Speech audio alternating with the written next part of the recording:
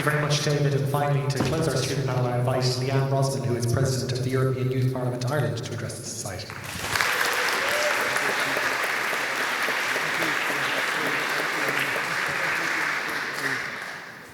Good evening. Thank you, Chris, for the introduction, and thank you to the College Historical Society for inviting me to be part of your 250 years celebration. I'm thrilled to be part of this group of student speakers who really represent intrinsically what my own vision is for this country, listening to our young people and listening to their amazing intellect and vision for this future. I am approaching the end of my final year in law and political science in this university. And for the past year, I have been the director of a non-for-profit youth organisation that promotes political engagement in young people.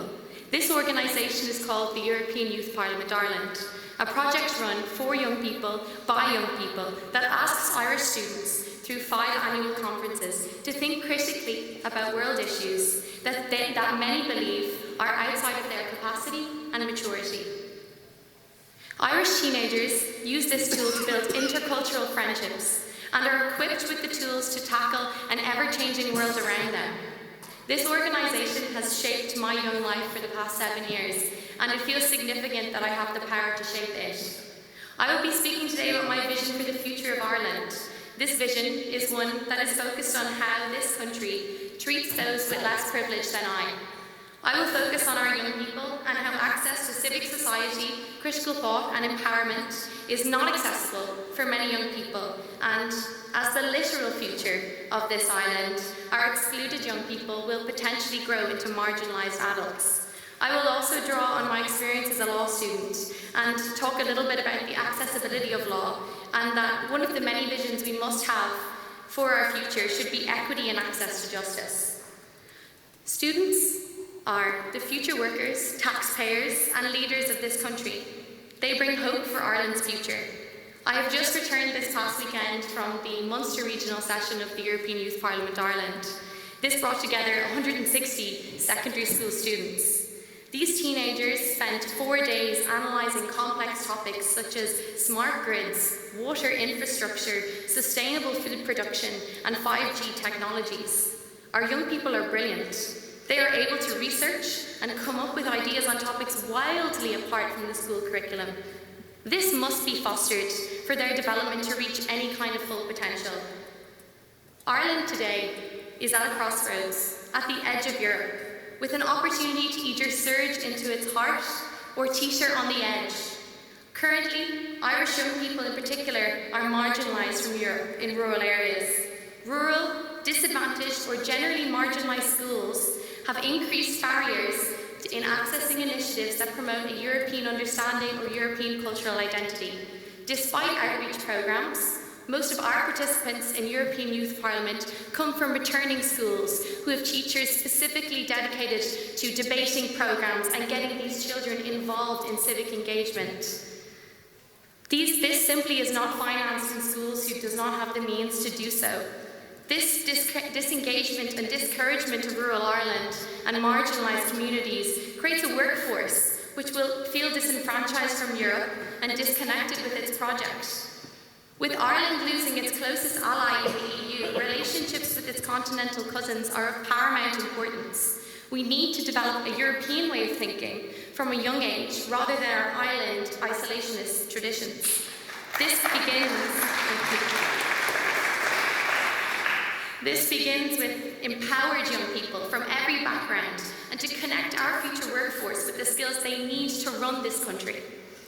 In keeping with this vision for the future of Ireland as one that must engage with those who have less privileged education, I'm graduating from Trinity College in Law in a couple of months, hopefully.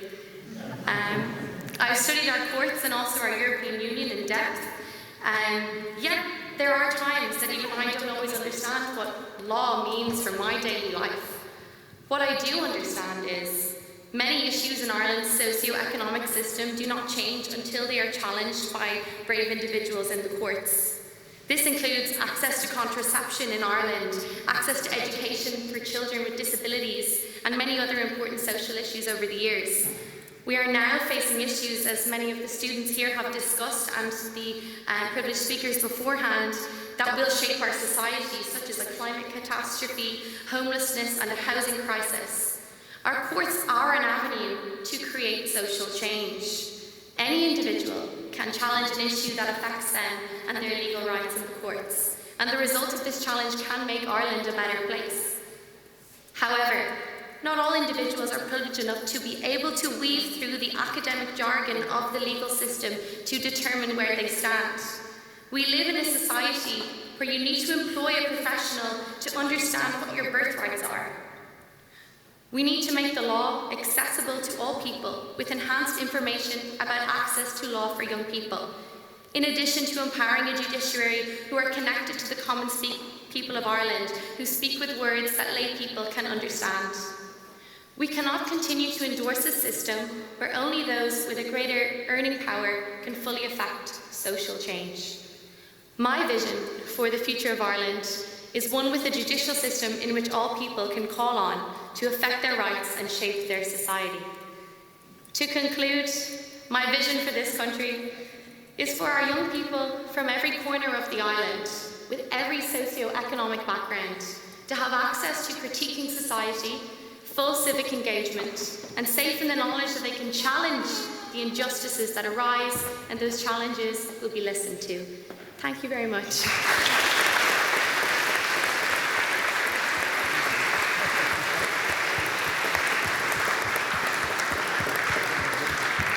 Thank you so much, Leanne, and thank you so much to all 5 of our student speakers for really rousing, thought-provoking speeches. And I would love to sit up here and talk with all of you for another hour, but I know we have future speakers and events, so we're going to be wrapping up this section of the evening. But just before we do, I wanted to say how incredibly impressed I was with all 5 of those contributions.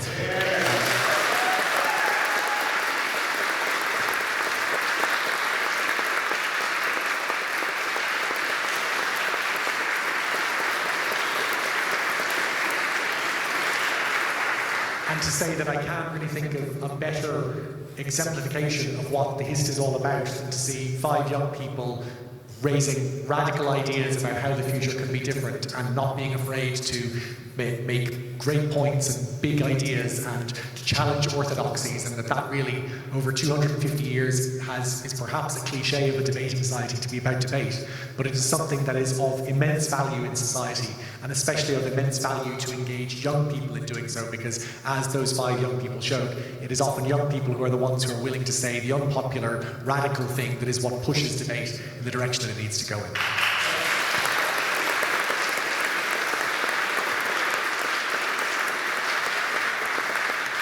So thank you all very much for your attention. Obviously we have some very distinguished speakers to come. I believe there's going to be a brief intermission while we get ready for the next part of the evening. But thank you all so much for joining us, and I really hope that you found this as thought-provoking and inspiring as I did. So thank you.